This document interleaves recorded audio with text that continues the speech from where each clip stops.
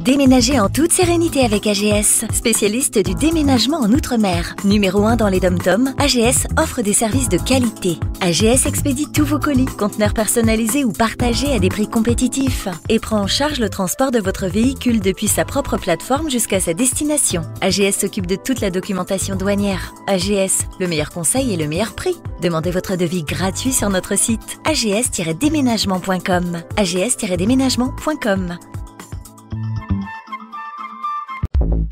Guadeloupe, actualité.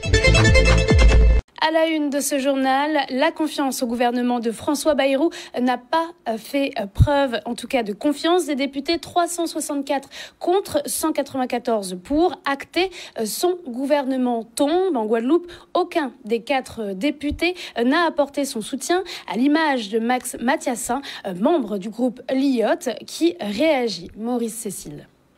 C'est à prévoir. Premièrement, compte tenu du fait que M. Bayrou n'a pas été régulier dans la promesse faite, c'est-à-dire qu'il a dit on va discuter, le 11 juillet dit on va pouvoir discuter. Et puis, brusquement, il annonce qu'il soumet à la confiance le fait simplement d'approuver le bilan. Enfin, le bilan ou le diagnostic. Donc on ne pouvait pas voter pour dans ce sens. Le deuxième élément, il y a des contradictions. Vous l'avez remarqué, toutes ces contradictions au niveau des partis politiques, notamment le Rassemblement national, le nouveau Front populaire qui éclate, etc. Le dictat de toutes les façons de LFI qui a dit pas de proposition, de toute façon on veut la démission du président de la République, donc la destitution du président de la République, c'était à prévoir. Alors quant à moi, je suis assez perplexe que monsieur l'ait déjà exprimé, que l'ancien Premier ministre Bayrou ait fait un diagnostic, mais jamais des propositions de politique économique ou de politique sociale. Ça ne peut pas fonctionner comme ça. Nous avons connu trop d'inertie pendant les 9 mois où il était là. On n'a eu que des propositions de loi. On a discuté de propositions de loi émanant des groupes ou de députés de manière individuelle, mais jamais nous n'avons eu à discuter sur des projets de loi élaborés par le gouvernement. Donc, trop d'inertie, l'absence de confiance, l'absence de perspective. Il était Premier ministre pendant 9 mois. Il était le 4e Premier ministre depuis le début du second mandat d'Emmanuel Macron. Avec la chute de François Bayrou, c'est tout le gouvernement qui est appelé à démissionner. Manuel Valls est donc désormais ministre démissionnaire des Outre-mer, chargé en tout cas de gérer les affaires courantes jusqu'à la passation de pouvoir avec son successeur. Le politologue Didier Détouche revient sur cette actualité et ses conséquences. Un reportage d'Olivier Félix. Je pense que le refus de la confiance au Premier ministre, François Bayrou, un an après qu'il soit arrivé au pouvoir, montre qu'il y a d'abord une vraie défiance, parce que c'est historique, ça n'était jamais arrivé qu'un Premier ministre demande la confiance et qu'on la lui refuse en cours de mandat. Cela montre qu'il y a une vraie défiance entre l'exécutif et le législatif aujourd'hui, qu'il y a au niveau des oppositions parlementaires au sein du pouvoir législatif, eh bien, une division extrême, une fragmentation qui fait qu'un Premier ministre ne peut pas gouverner sans majorité, donc le fait majoritaire a disparu. Les socialistes ont joué le jeu pendant un moment et puis finalement ils ont décidé, quand François Bayrou leur a proposé son plan, son budget anti-dette, eh bien de refuser, puisque la situation sociale en France est caractérisée par une extrême pauvreté, par un pouvoir d'achat qui est vraiment en berne, par une crise économique, et donc en réalité les politiques se sont fait l'écho de ce mécontentement et ont décidé d'avoir la tête de ce Premier ministre. Vous savez, que ce soit celui-ci ou un autre gouvernement, ça ne va pas changer grand-chose. Je pense que les Guadeloupéens aujourd'hui sont très conscients. Nous avons eu de nombreux ministres guadeloupéens, de nombreux représentants depuis des décennies qui essaient tant que faire se peut de faire entendre nos voix et nos besoins. Mais nous comprenons bien que le projet guadeloupéen de société ne va pas venir de l'Assemblée nationale. Ce sera à nous, politiques, citoyens, société civile, professionnels. Ce sera à nous de nous réunir pour pouvoir décider ensemble et proposer un véritable projet. Dans l'immédiat, un report de tous les projets où une mise au placard, puisqu'il va y avoir un autre gouvernement qui va être nommé, de nouveaux ministres, et donc il va y avoir des retards à minima ou des oublis des politiques publiques qui ont été proposées. Ensuite, le budget, qui est très important pour l'outre-mer, en termes de vote, va prendre du temps. Donc on va avoir, dans des situations d'urgence que nous connaissons dans les Outre-mer, encore plus d'urgence et de retard pour avoir les fonds dont l'Outre-mer a besoin. La société, bien sûr, va continuer à fonctionner, mais pour tout ce qui était avancé éventuel, puisque les élus de Guadeloupe se sont montrés, notamment vis-à-vis du ministre de l'Intérieur, relativement satisfaits par les propositions, et tout ça, c'est fini.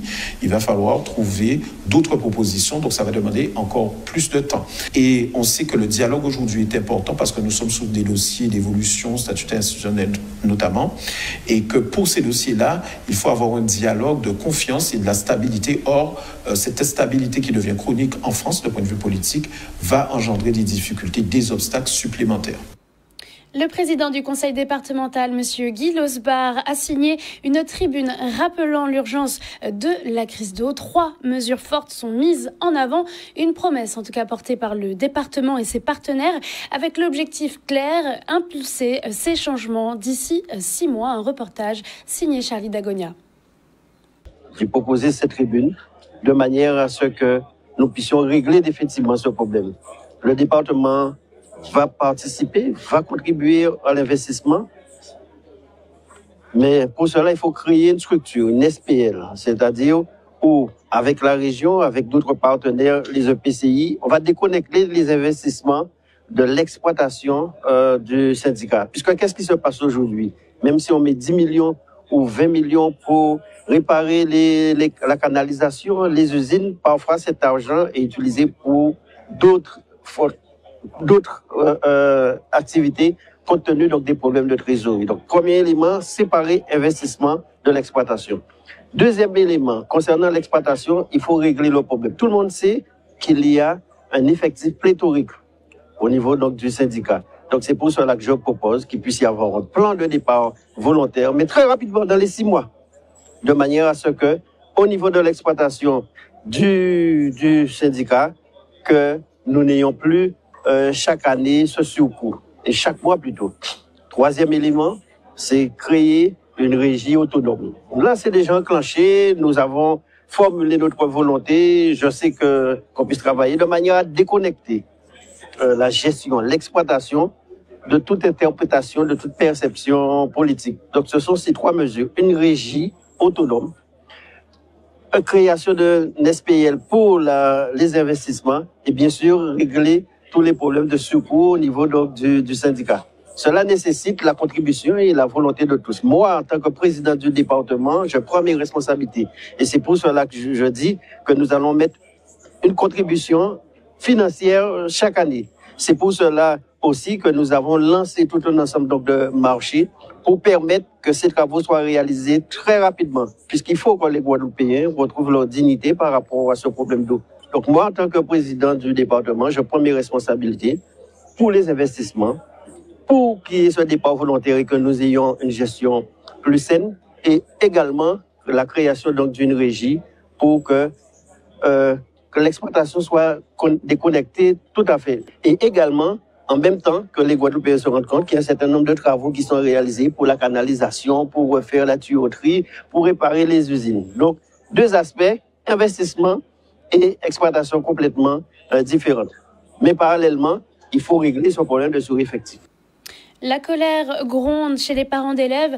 Fermée depuis juin dernier, l'école Génie en Herbe laisse aujourd'hui 25 enfants sans scolarisation. Une marche de contestation s'est tenue afin de demander sa réouverture. Entre inquiétude et sentiment d'abandon, les familles dénoncent une véritable souffrance face à cette situation. Image de Charlie Dagonia. Nous sommes là pour contester dans un premier temps la fermeture abusive de l'école Génie en Herbe qui a eu lieu en juin dernier. Donc, par rapport à cette fermeture, nos enfants ne sont pas scolarisés et nous manifestons aujourd'hui notre mécontentement par rapport à cet état de fait, puisque l'ouverture de la présence de cette école avait son sens, Et nous nous retrouvons maintenant avec cette difficulté où nos enfants se retrouvent à la maison, ne sont pas scolarisés. Et par rapport à cette grande injustice qui a été prononcée en juin dernier. Alors, les motifs, on estime aujourd'hui qu'il n'y en a plus parce que les motifs qui étaient invoqués, c'était les problèmes administratifs. Tous ces problèmes ont été réglés. D'ailleurs, le rapporteur du préfet, lors de la dernière audience, a bien signalé qu'il n'y avait plus de problème au niveau administratif. On avait rempli toutes les conditions. Donc aujourd'hui, on estime que il n'y a plus rien qu'on nous reproche. Donc on comprend pas pourquoi l'école elle est encore fermée.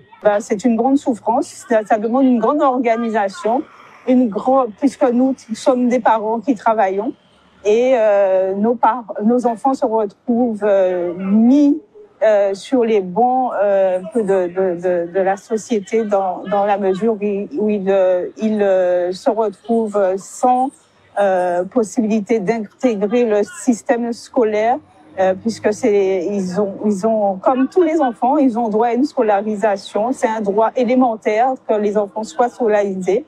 Et pour nous, parents, nous ressentons une grande souffrance par rapport à cet état de fait. Cette année, il y avait 65 élèves. Il y en a 25 qui sont restés parce que les parents n'ont pas voulu réintégrer leurs enfants dans le système traditionnel. Mais il faut savoir que si les parents ne réintègrent pas, ils sont susceptibles d'avoir une condamnation. Ils sont susceptibles d'être condamnés à réinscrire leurs enfants parce que l'école est obligatoire, les enfants ne peuvent pas rester sans scolarité. Donc ça veut dire qu'on leur demande de réintégrer des écoles où les enfants étaient déjà maltraités. Parce que tous les enfants qui viennent chez nous, ce sont des enfants qui sortent du public et qui trouvent une autre alternative pour l'épanouissement de leurs enfants. On a déjà demandé des audiences, on n'a pas d'audience, donc on voudrait maintenant qu'on nous reçoive, qu'on nous écoute et qu'on nous permette la réouverture de l'école. Parce que la rentrée a commencé, les enfants ne savent pas où ils sont et les parents aussi sont dans le désarroi. Il y a des parents qui ont été obligés de réinscrire leurs enfants dans le public, mais les enfants ne sont pas bien, on le sait. Au lycée Chevalier de Saint-Georges, l'UNSA Éducation a tenu sa réunion de rentrée. L'accent a été mis sur la performance, les compétences et l'excellence des jeunes, mais aussi la nécessité de les accompagner dans un contexte parfois instable. Une volonté affirmée d'adopter une politique éducative adaptée aux réalités de la Guadeloupe. Tout de suite les images de Michel Depape. Ce rassemblement ce matin, on le fait toujours. C'est quelque chose qu'on a coutume à faire à l'UNSA Éducation, afin de, dès le début de la rentrée, on sait où on va, comment on va et quoi prévoir pour l'avenir. Nous payons dit que tout le monde en Guadeloupe n'est problème, ni ça qui est bien, mais ni ça qui arrive des situations qui quand même dramatiques, difficiles, ce qui fait que ces petits gens-là, parfois, ils ne sont pas bien.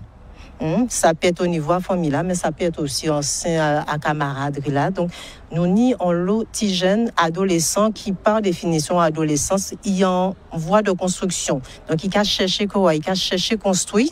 Donc, nous ni on l'eau petit monde qui pas bien aussi. Et là, ça a commandé, on attention, on travail qui est assez conséquent pour nous, assistants sociaux, service social en faveur des élèves au niveau académique de Guadeloupe.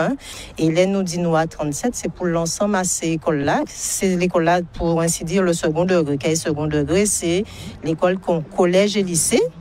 Et à côté à ça, nous ni aussi le premier degré, c'est-à-dire les écoles primaires. Par exemple, moi, on est en secteur avec 6 établissements. Restant ces collègues-là, même bitin, il y a des établissements, parfois 4 l'école primaire, mais ni certains cas, 8 l'école primaire, 9 l'école primaire. Donc tout ça pour dire que ces collègues-là, ils ont fait un excellent travail, mais si le gouvernement la TP bon nous postes supplémentaires, ça pas que nous peut cracher si. Mais bon, ces collègues là, franchement, on dit merci pour le travail là, ils ont fait là. Ça fait un moment qu'on dit la même chose. On nous parle de chiffres, on nous parle d'effectifs qui baissent parce que ça continue de baisser l'effectif. Mais là où on veut en venir, c'est qu'on peut partir sur la performance, la compétence, l'excellence des enfants.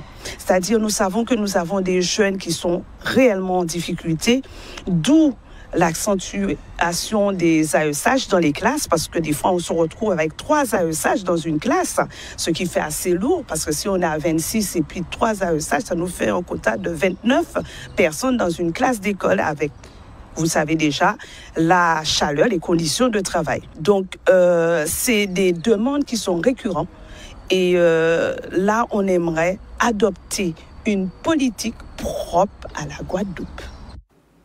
À Goyave, le chantier de reconstruction du pont Saint-Clair avance. Effondré lors du passage de la tempête Fiona en septembre 2022, l'ouvrage stratégique prend forme avec la pose de la charpente métallique, une étape décisive avant la livraison attendue avant la fin de l'année. Tout de suite, les images de Charlie Dagonia.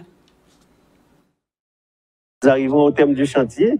Rappelez-vous, ça a été une volonté du département de faire les choses, de les faire bien. Et vous avez pu voir toute la technicité, les moyens que cela demande. Donc, ce sont donc des moyens modernes. Et je pense que d'ici 3 à 4 mois, nous allons pouvoir livrer ce chantier. Nous avons voulu aussi que les jeunes en BTS de bâtiments et travaux publics puissent être présents, puisque de tels chantiers, nous n'en avons pas tous les jours. Aujourd'hui, on est sur la phase de lancement du chantier, de lancement de la charpente métallique. On a commencé le chantier le 13 mars 2025. On est le 8 septembre, donc ça fait à peu près 6 mois qu'on est là.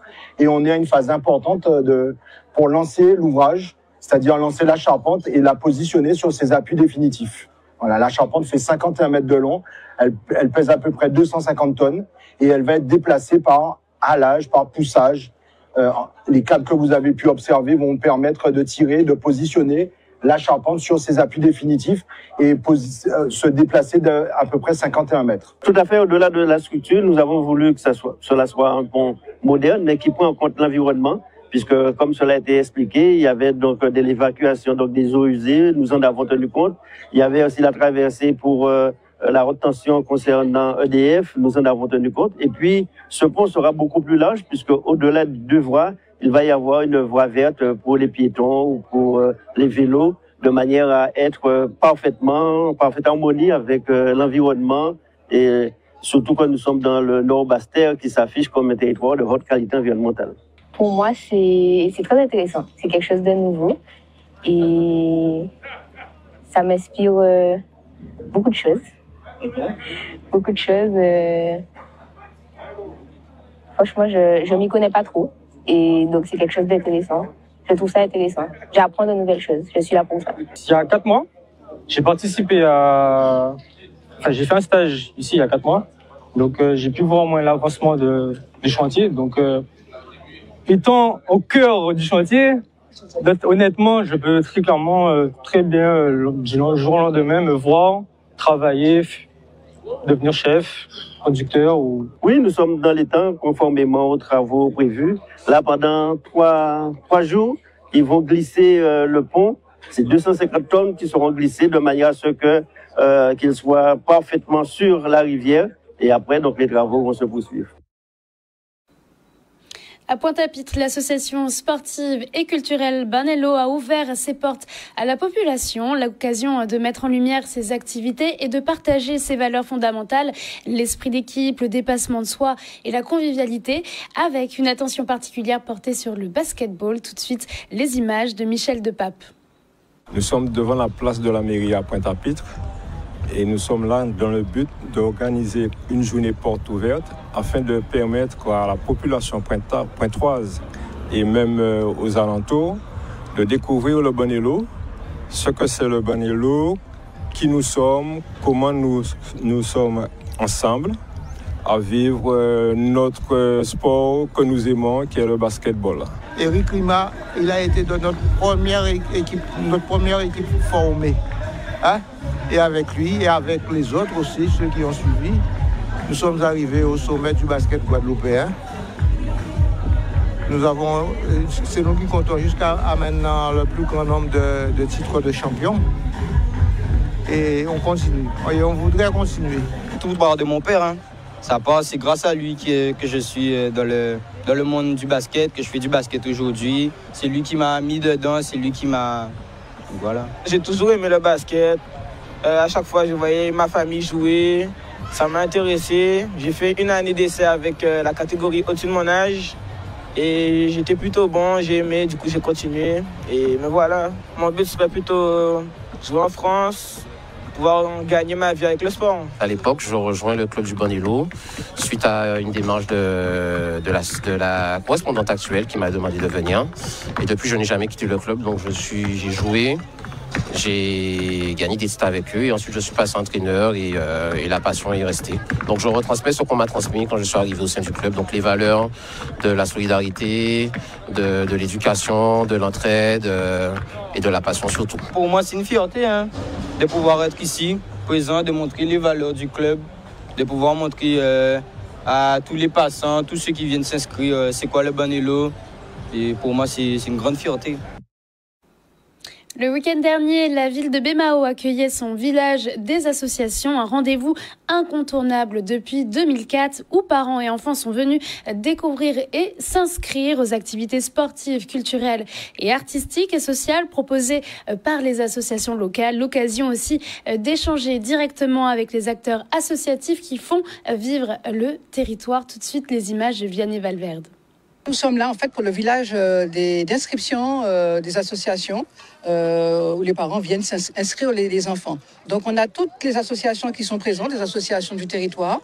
On a une partie là présente sur la place et l'autre partie tout le long du littoral en bord de mer. Donc on a à peu près une vingtaine d'associations sportives de tous les sports, tout type de sport, du nautique, en passant par les sports collectifs, les sports individuels, donc, et les associations culturelles qui sont aussi présentes. Donc le but, l'objectif, c'est que les parents viennent avec les enfants, échangent avec les acteurs associatifs et choisissent les activités que feront leurs enfants pendant l'année. Moi, je suis un peu à la recherche d'activités, maintenant que je suis au ministère du temps libre.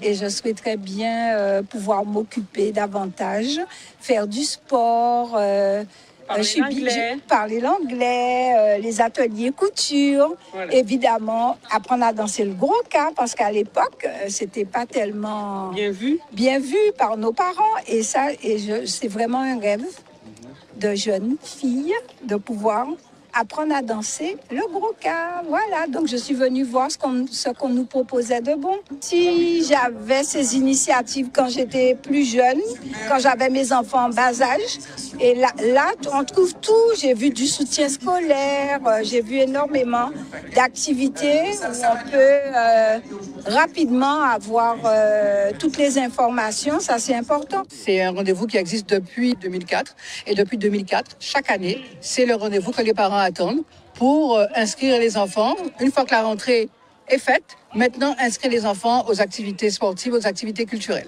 Une très bonne initiative parce qu'on a tout sur place et on peut éventuellement s'inscrire et déjà débuter dès que vont commencer les activités. La commune de Sainte-Anne a fêté une nouvelle doyenne. Madame Douteau vient de souffler ses 100 bougies, devenant la 3e centenaire honorée par le maire. Un moment de célébration marqué par l'émotion et une interrogation. Le secret de la longévité résiderait-il dans la douceur de la vie à la campagne? Tout de suite, les images de Michel Depape. Nous là pour honorer un centenaire. Madame Douteau, Anaïssa, dit Mayenne. Et madame là, ça, son madame, il faut nous passer là absolument. Et entrer à honorer, je là, de fêter 100 ans, ça belle pour moi, le conseil municipal là. Et donc, en cas précisé que 16 centenaires à Sainte-Anne, quand manquez nous encore 3. Donc, c'est dire que toujours dans la campagne, c'est le monde qui bien boire, bien manger. Eh bien, vous avez vu? Elle a préféré de faire des bisous. Mais c'est parce qu'elle m'a vu, c'est parce qu'elle m'a vu. C'est pas bisous pour ça. Hein? Pour moi, tout ce qui compte, c'est l'amour. Que de l'amour. Je ne peux rien dire de mal sur ma maman. Elle m'a toujours aidé. Aider quelqu'un, c'est pas question de l'argent, machin comme ça. Aider quelqu'un, c'est beaucoup d'amour. Beaucoup d'amour vaut plus que gros cases, gros l'argent, gros bras. Et c'est tout ce que je retiens de ma mère jusqu'à présent. 13 Timon, pratiquement près de 100 arrière petits-enfants et arrière petits-enfants. C'est une grande famille, c'est une famille qui croisait. Et ni les palis, les luttes, les douteaux, on dit toutes ces familles-là, ça qui rassemblaient, eh bien, c'est aussi un message aussi pour la famille, en famille unie. Et son exemple, et non c'est, je crois qu'en 2 ans encore, il est 100 ans. Donc c'est une famille qui a vécu longtemps. Et donc ça c'est intéressant. Et ça va tuer pas le monde. Tu es sensationnel, tu es ma couverture, maman. Outremernews.fr, le site de l'actualité Outre-mer, 24 heures sur 24 et 7 jours sur 7.